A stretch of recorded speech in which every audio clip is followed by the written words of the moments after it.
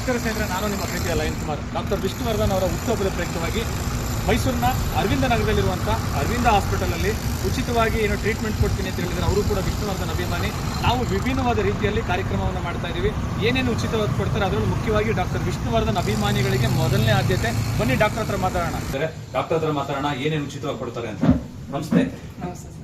ನೀವು ಡಾಕ್ಟರ್ ವಿಷ್ಣುವರ್ಧನ್ ಅವರ ಅಭಿಮಾನಿ ಅಂತ ಗೊತ್ತಾಯ್ತು, ಬಹಳ ಖುಷಿ ಆಯ್ತು.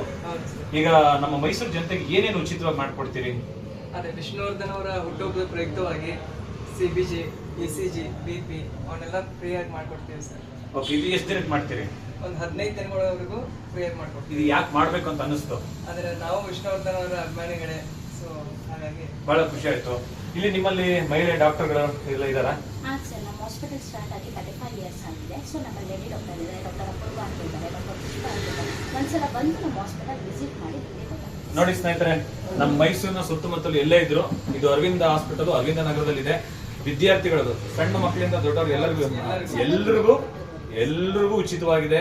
ದಯವಿಟ್ಟು ಬಂದು, ಆರೋಗ್ಯವೇ ಭಾಗ್ಯ, ಆರೋಗ್ಯ ಇದ್ರೇನೆ ಕೋಟಿ, ಹಣ ಇದ್ರು ಆರೋಗ್ಯ ಇರಬೇಕು. ದಯವಿಟ್ಟು ಬಂದು ಒಮ್ಮೆ ಭೇಟಿ ನೀಡಿ, ₹1 ಬೇಡ, ಬಂದು ಫ್ರೀ ಟ್ರೀಟ್ಮೆಂಟ್ ಮಾಡ್ಕೊಂಡು ಹೋಗಿ. ಜೈ ಹಿಂದ್, ಜೈ ಕರ್ನಾಟಕ ಮಾತೆ. Thank you.